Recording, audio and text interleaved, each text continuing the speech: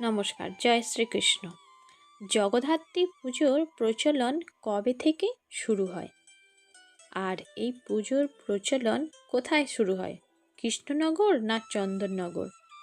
কৃষ্ণনগরের রাজা স্বপ্নাদেশ পান। পূজা ঘিরে রয়েছে নানান কাহিনী প্রচলিত। জগদ্ধাত্রী পুজোর শুরু চন্দননগর, ভদ্রেশ্বর নাকি কৃষ্ণনগরে প্রথম, তা নিয়ে বহু বিতর্ক রয়েছে।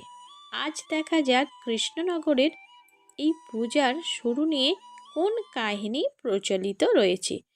কথিত আছে, এক কালে নদিয়ার চাষাপাড়ার পুজোর দায়ভার নিয়ে চিন্তিত ছিলেন। তখনই দেবী তাকে স্বপ্নাদেশ দেন।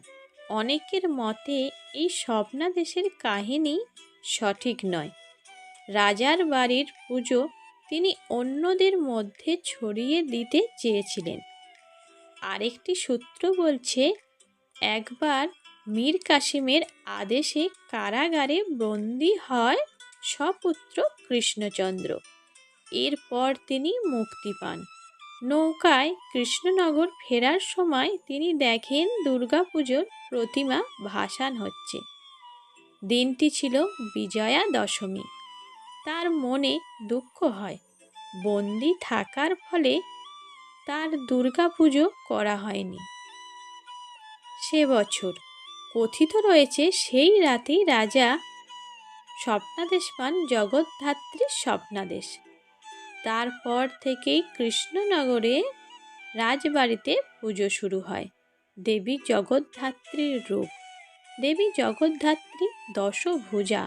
তার হাতে থাকে শঙ্খ, চক্র, ধনু, বাণ। তার বাহন সিংহ।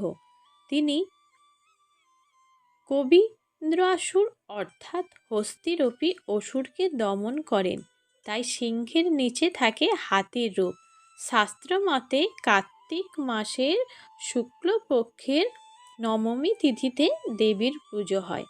অগ্নি, পবন, বরুণ, চন্দ্র এই চার দেবতার দর্প চূর্ণ করতেই দেবীর আবির্ভাব বলেই কথিত রয়েছে।